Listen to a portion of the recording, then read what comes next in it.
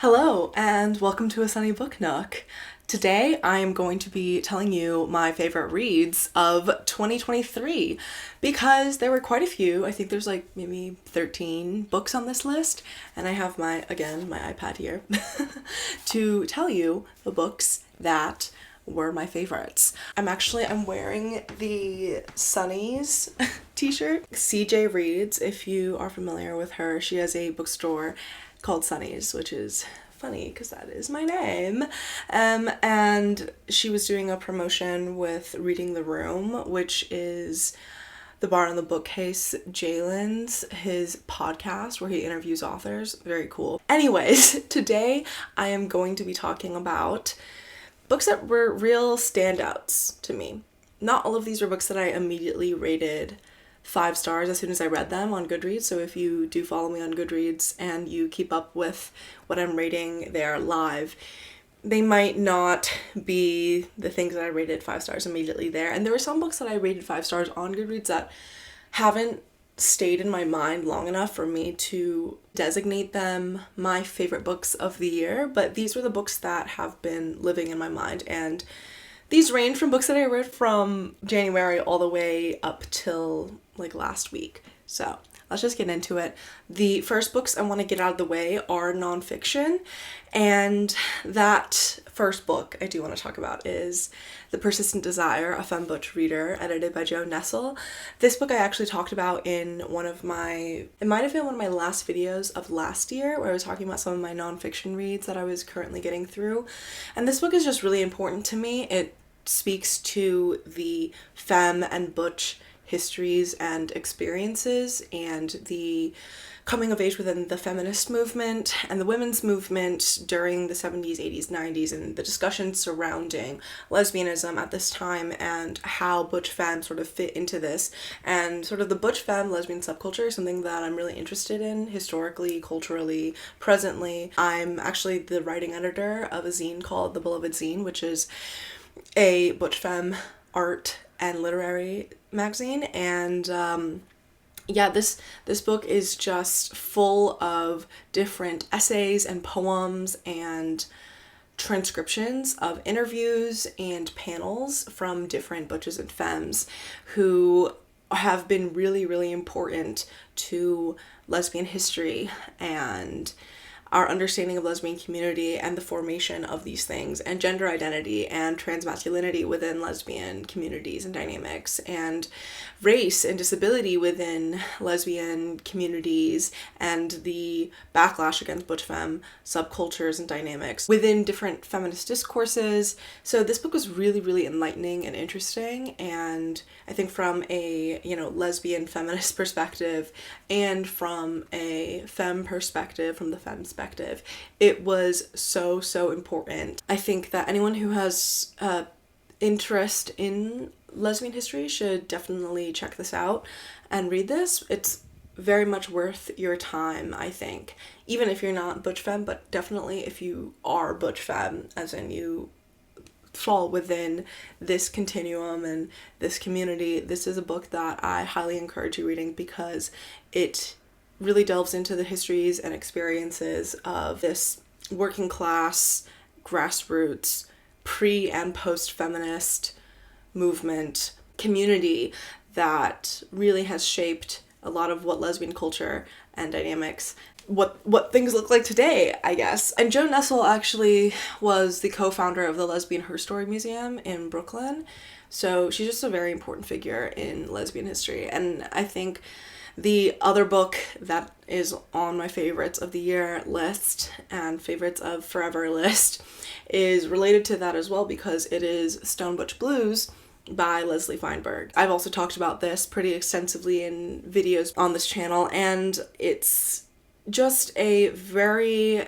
very moving and traumatic portrait of sort of mid-20th to late 20th century queer life, working class life, labor organizing, and trans and lesbian existence from the perspective of our main character, Jess, who is sort of like a self-insert for Leslie Feinberg, who is so important for trans and queer history. Feinberg was a communist and organizer and fought for trans rights till his dying days, and was a very important figure for our understanding of lesbian community as well as trans community and identity. And he was a working class Jewish communist lesbian transgender dyke. I mean, like, it was, I think all these things just really come through in this book in terms of understanding where he came from, who he became to be, and all the things that he had to learn throughout his life. And it's just so engaging. There are moments that are just so funny, and like, we see the ways that race and class and gender, of course, are evolving, and these really important ways of being in America during the 60s, 70s, 80s, 90s, and how they inform Jess's way of navigating through the world. I mean, it's incredible. It's written very straightforwardly. It's available for free online as a PDF if you just look it up on Leslie Feinberg's website. I have a bound copy of the 20th anniversary edition, but I let my best friend borrow it. So they're in California. I'm in St. Louis, as you can tell. I mean, I'm back. I'm back in my home base, which is why we're in this setting again. But yeah, I mean, this book was so important for me, and I mean, it's, yeah. Oh, and Leslie Feinberg was also very stringently anti-Zionist, and was, again, till his dying day. I mean, I think he died of cancer. This book is so important to me, and has been so important for so many trans people and lesbians and communists for a long time, since it was published in like 92 or something. And actually, or maybe 93, actually, there are excerpts of So Much Blues, like chapters of it that were published in The Persistent Desire, that some chapters throughout, which is interesting because I think The Persistent Desire as an anthology was published before So Much Blues as a book was published.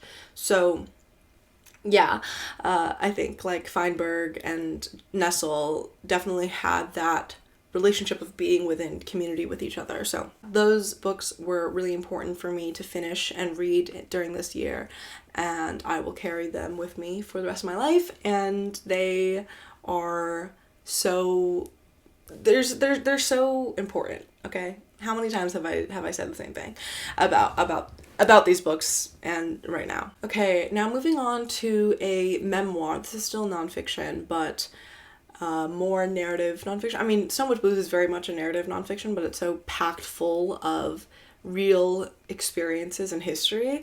I think this one is a little bit more, I wouldn't say lighthearted because it's dealing with very serious issues, more of a portrait of one experience. And that book is Knocking Myself Up, a memoir of my infertility by Michelle T.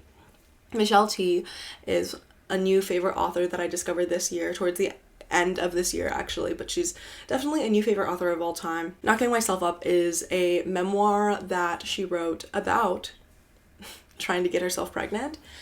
And she is queer, and was in lesbian communities in like the 90s in San Francisco, and a lot of her books talk about that. And essentially she, in this book, goes through trying to get herself pregnant through one of her friends who's like a drag queen. She's just like, oh, I'll just try this by myself. And then when that doesn't work, she's like, but she's also in the midst of, she just got out of a breakup with this one trans masc butch, and now is getting into a new relationship with another trans masc butch.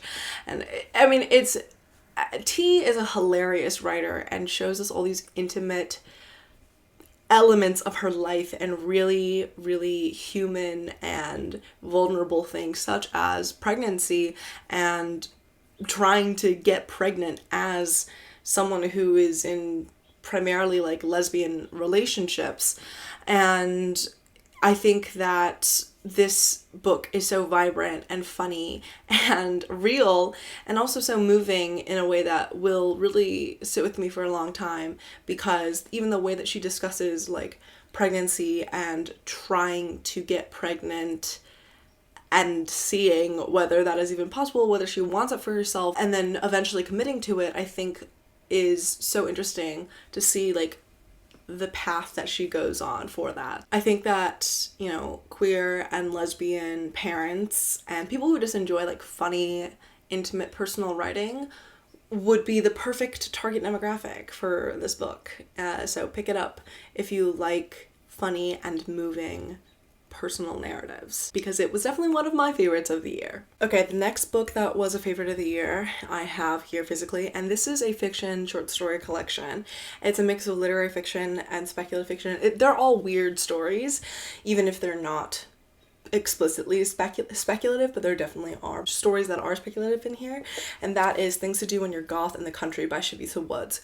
I talked about this in my January wrap up at the very beginning of this year, obviously, because that's when I read it, and it still has stuck with me. It's still a book that when I remembered looking back on all the books that I read this year, I was like, yes, this is a standout. There's stories in here that were so imbued with atmosphere and a rich narrative and a dark humor that I still can't let go of. I think this sort of American country, rural, religious experience that this book portrays throughout all of the stories, and the religious indoctrination, the political realities, the social realities, the intimate experiences of family and friendship and romance and queerness within these stories and these pages is just so crucial and funny and pointed and smart. I think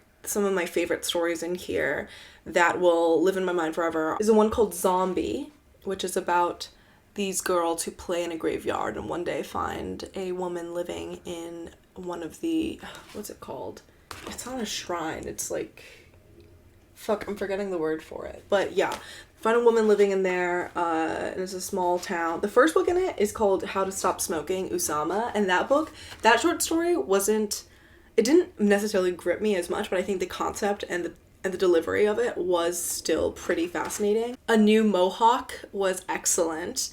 It's about this trans guy who lives in New York and one day finds that he has a Gaza Strip on his head. This book deals with these things like war and imperialism and American identity within the facets of everyday life, and the way that it seeps into every aspect of human existence for Americans in this way that I think like is so smart and interesting. The way that class and gender and all these things are just so naturally explored in here. It's not like, oh, this is a story about X, or this is a story about homelessness, this is a story about a lesbian relationship. Like, these are stories about weird, fucked up situations with weird people in them that necessarily, due to the environment and due to the centrality of the circumstances that involve the political world around us of gender and imperialism, etc.,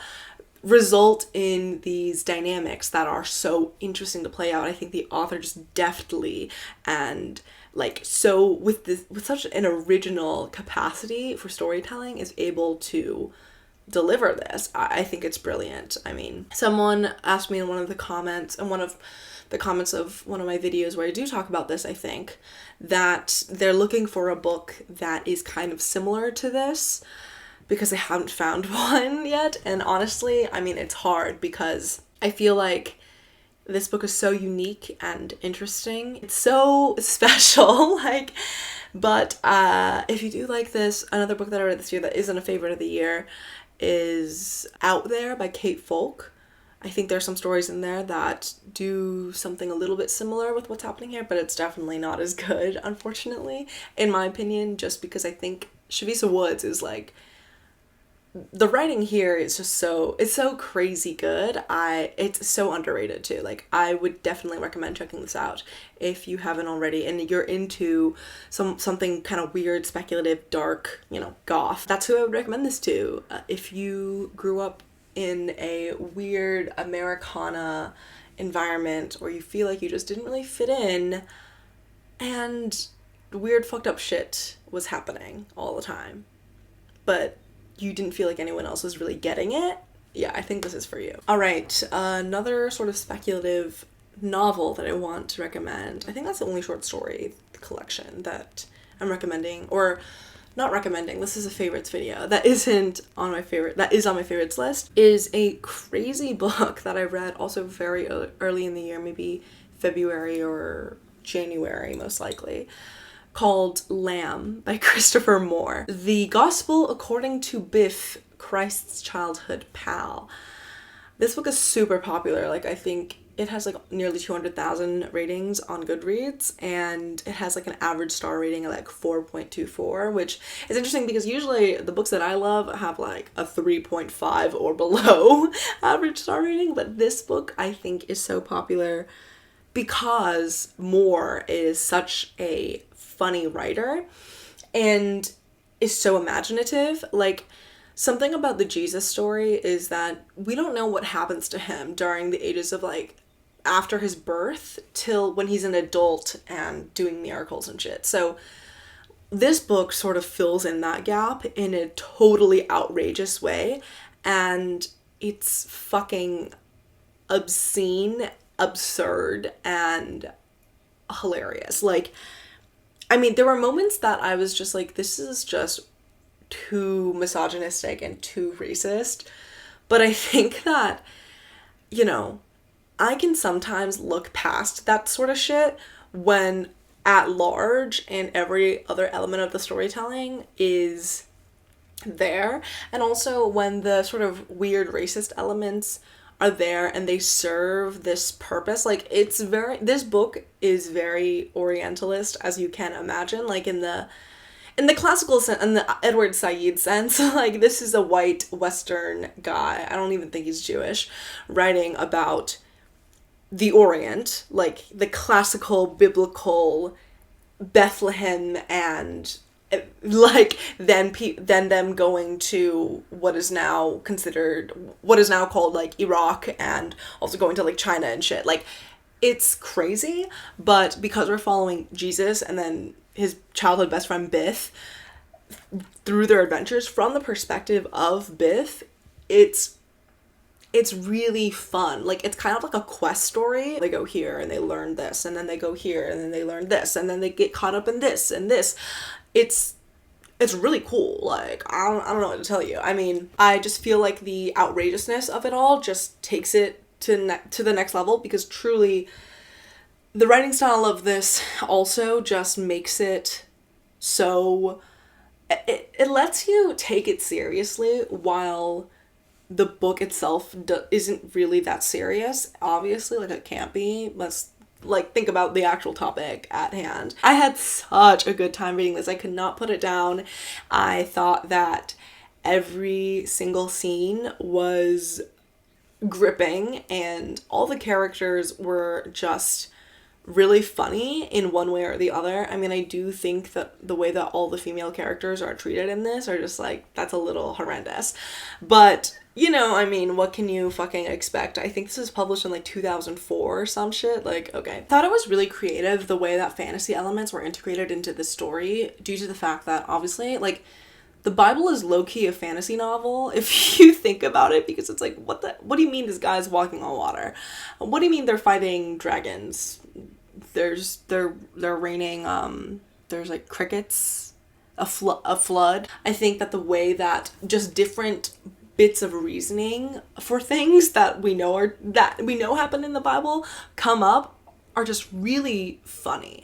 I mean, I also think that while, of course, it takes this from the Orientalist perspective, the historical accuracy of the settings and the mores and stuff, even through the voice and perspective of a contemporary writer with the contemporary humor of the 21st century, was pretty on point to my knowledge. Like, I think, like, the way that, you know, the Israelites lived during this time during Roman occupation, and then, you know, traveling across these lands, I think all of that was done in a way that was like Yeah, like on some level, that is kind of what would happen. This is how these social dynamics and the environment would work out. I also think that the framing device of this story was really interesting because at the very beginning of the novel and then like at the end of each chapter, we know that our main character, Biff, he was resurrected and this angel or whatever is like holding him hostage in a hotel room, telling him to write the Gospel of Biff, basically being like, okay, we have the Gospel of Matthew, the Gospel of Mark, the Gospel. Is there a book of Mark? I forgot. I haven't been to Sunday school in forever, guys. The book of John and whatnot, but like we haven't heard your story and you're the bestie who's been forgotten, so you gotta write your whole story. So this book is basically like a meta-narrative of telling the story of Jesus from one of his buddies' perspectives. So, but from this voice of like, okay, I'm not his disciple. I didn't meet him when I was 25 and a fisherman. Like, I knew him when we were 5 and messing around because he was my neighbor. And so, yeah, I mean, tonally on point and very funny. I'm really glad I picked this up and it totally is a memorable favorite of the year. Okay, so one of my other favorite books of the year was The Very Nice Box by Laura Blackett and Eve Gleichman. I vlogged reading this book, I think, and yeah, this book was fucking crazy. I think I also may have spoken about this in my mid-year favorites video or something, because our main character works at a IKEA type company, and then the CEO of it has to step down, and this new guy is in place. His name is Matt, I think. He's like a total frat bro type and like a golden retriever guy, but very annoying. But the whole company seems to fuck with him and like all of his different millennial corporate workplace gimmicks. But our main character is not really that enchanted. She's also sort of been stuck in this position for a while. She's been there for like 10 years as an engineer there, as a designer. She's working on a project that she calls The Very Nice Box, and she's still suffering from a really traumatic incident and just grief from the loss of her parents and her partner, this woman that she was together with for a long time. And I think that this story tells itself very, very intelligently. The way that abuse of power, grief, this millennial corporate workplace type situation, the experience of being a woman in the workplace, of being a 21st century worker and trying to navigate that, and, you know, all the tech devices that we integrate into our daily lives, the cultish vibes of an environment, and also of like self-help things, and the way that Matt and our main character get sort of integrated into each other's lives in this way. And it's very, very shocking, I think. Everything that happens at the end, it's a gag, okay? This is a literary fiction book that will gag you. It is contemporary in the capital C contemporary sense. Like, it is very much a book set in our times. And I think that's what makes it so smart and sharp, because it tells a story of what happens when a traumatized person is stuck and someone comes into her life that shakes things up, everything up. It is so interesting. It's going to live in my head for a long time. I'm losing daylight, so I'm gonna try to get through these a little more quickly, but the next book I want to talk about is another fantasy novel, and this is Tress of the Emerald Sea by Brandon Sanderson, another really popular book, a book that was released this year, and a book that I think was released and received with a lot of hype for good reason, because it has that cozy fantasy but high stakes vibe that I really, really enjoy. Our main character is this girl named Tress, and the world building of this book is so interesting. The ocean is basically like, and it's not water, it's pellets, and those pellets are deadly if they come into contact with actual water,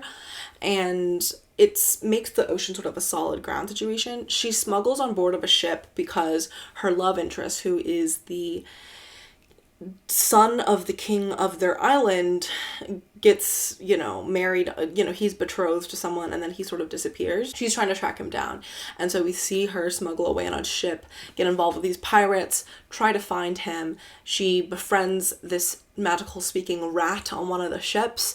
She has to find this magical woman or creature or whatever to grant her permission to be able, or like in order to see the guy that she's in love with.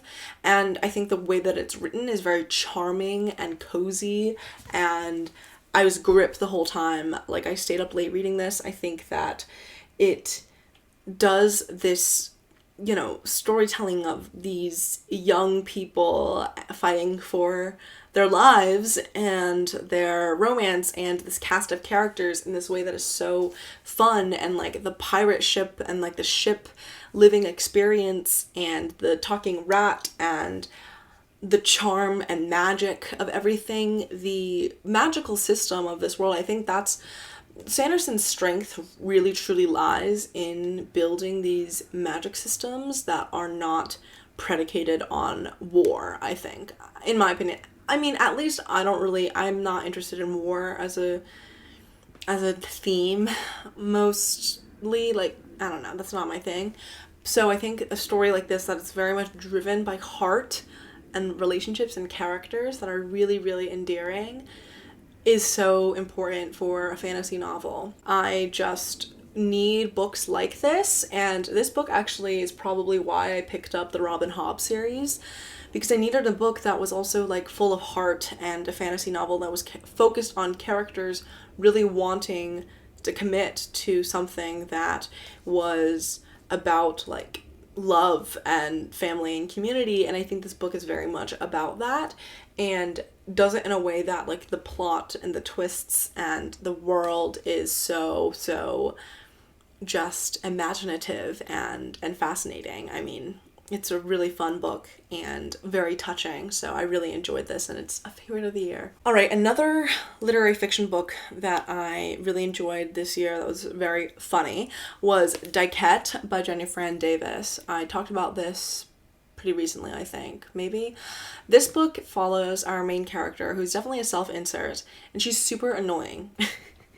Her name is Sasha. She is a high femme lesbian, and her butch boyfriend, Jesse, he uses he and her, he, she, or she, her pronouns. Jesse and Sasha go on this cabin trip with these two other lesbian couples, and shit goes down. It's very funny.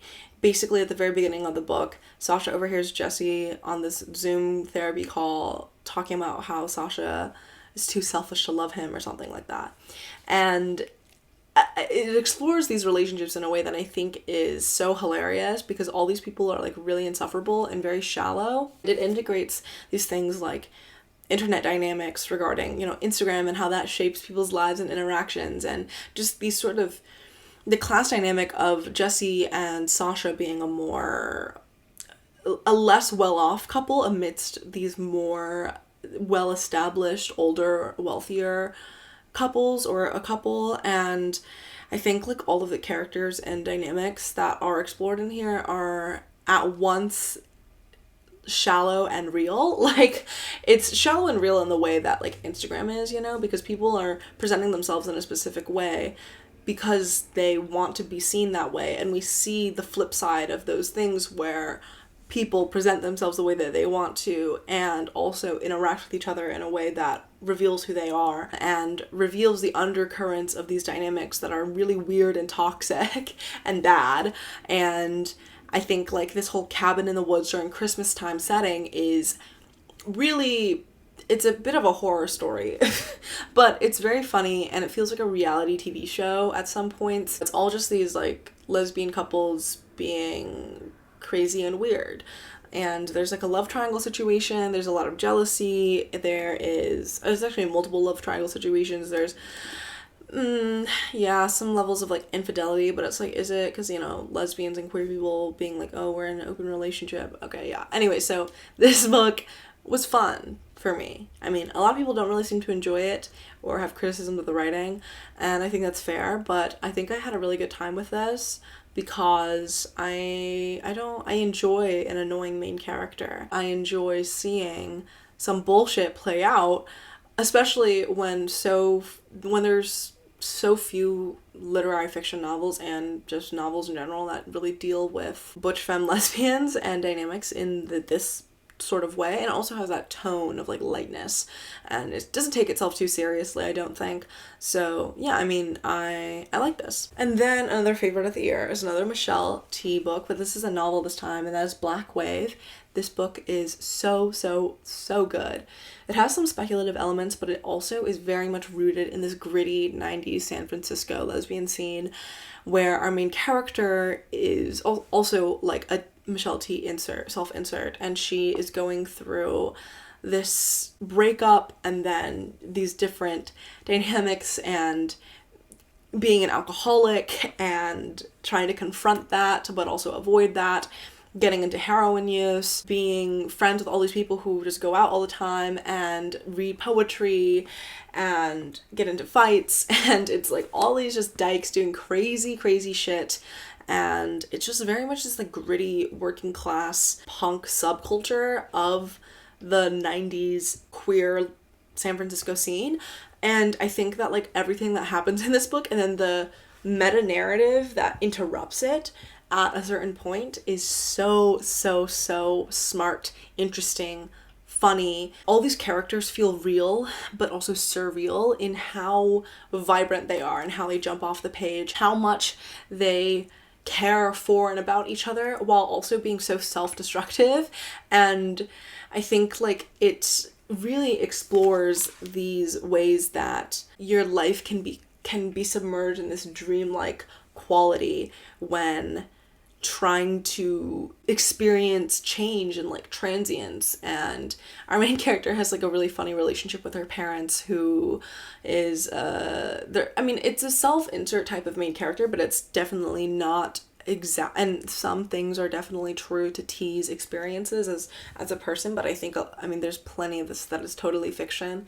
Our main character has 2 moms, but they have like a interesting relationship. She has a younger brother who's gay. Also, our main character is gay. She keeps on like losing jobs and whatever because she's drug addicted and can't stop drinking, and like is a writer. It's a lot about community and then isolation and alienation, and she lives in this house that's like falling apart, and she doesn't pay that much money for it in San Francisco, which is like crazy. Like, this book is so San Francisco, it's very much set in that world, but then she moves to LA and things really take a shift for her.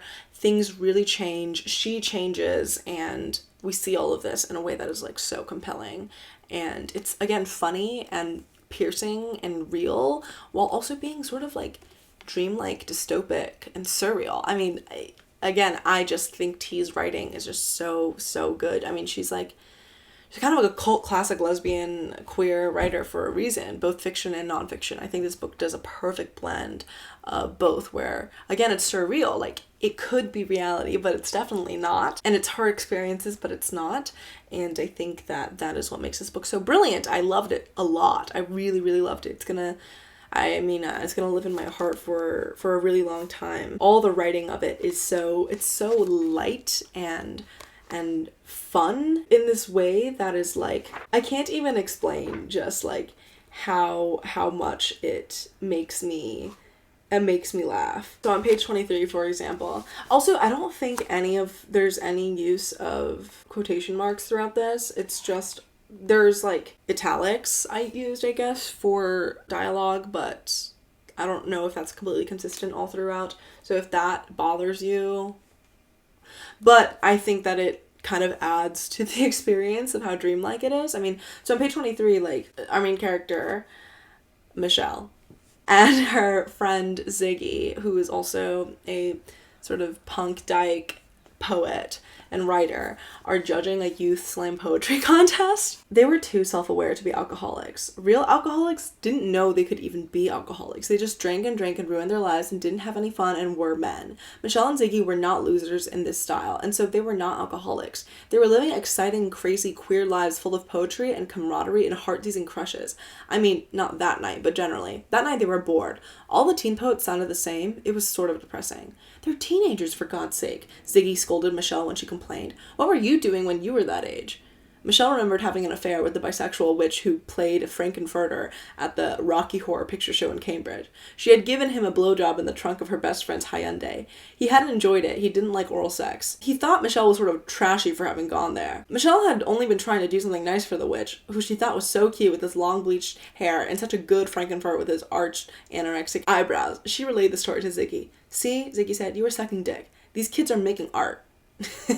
So yeah, it's just like funny shit like that, but also real as fuck. I don't know what to say. So yes, pick this up if you're into speculative literary fiction, surrealist, queer, funny writing. Another funny literary fiction novel written by a woman that's a little bit of a self-insert main character is Post-Traumatic by Chantal V. Johnson. Wow, this book is incredible. I actually wrote a review for it, in a comparative review to another book that really talks about trauma as well on the Substack that I share with my podcast co-host. I'll link it below if you haven't read it yet. This book follows our main character. Her name is Vivian. Yes, Vivian is a lawyer who came up from a sort of impoverished community, and she is now in the more, posh elements of New York City society, but she suffers from extreme paranoia. She's addicted to weed, she's addicted to male validation, she's scared for her life all the time, constantly. She's judging everyone all the time. She's just like self-destructive, but in a way that no one can really pass judgment on necessarily, because she's so high and mighty about it, and she also is so pseudo-intellectual. She intellectualizes a lot of her experiences and her pain instead of processing it, and I think like that is what makes this book so interesting, because we become immersed in her perspective as she's like going through the streets of New York, and she's on the train, and she's like looking at these men and thinking that they're gonna rape her when they're just talking to each other about their shoes. She works at a psychiatric hospital as a lawyer trying to defend these kids and these patients, but she feels like so helpless in this. She has a best friend whom she hangs out with like every now and then. She has a really fucked up relationship with her family. She was abused growing up, and she sees that type of shit still happening all around her all the time, of course. Like, post-traumatic as the title really encompasses the narrative of the story, because it's like, what does it even mean to experience post-traumatic stress disorder when like you're constantly experiencing the reality of being post-traumatic while still being constantly traumatized by all these things around you. And yeah, Vivian is such an interesting character, so smart, of course, but also she is morally gray in this way that is very real. I think that she is relatable, and this book is very much filled with dark humor and witty observations and sociocultural dynamics that can only come from a Black woman who has like an eating disorder and is struggling a lot with her life after experiencing a lot of hardship. One of the best reads of my year, of course. I have a few more books I want to talk about as favorites of the year, but that's gonna go in a second video because I think this video is going on for too damn long, as usual for me, as I yap about books. That video will be coming soon, hopefully. And I hope you enjoy this part one of all of my favorites of the year. If you haven't subscribed already to this YouTube channel, you should. If you've gotten all the way down to this part of the video, I mean, why not? And you should like this video if you haven't already, and comment down below if you've read any of these books that I've talked about here and what you thought of them, if you also really like them, or if you think that I'm hyping them up too much. Like, let me know your thoughts. I would love to know. And yeah, so I'll continue telling you the rest of my favorites in another video in the near future. But thank you so much for watching, and I will see you next time. Okay, bye.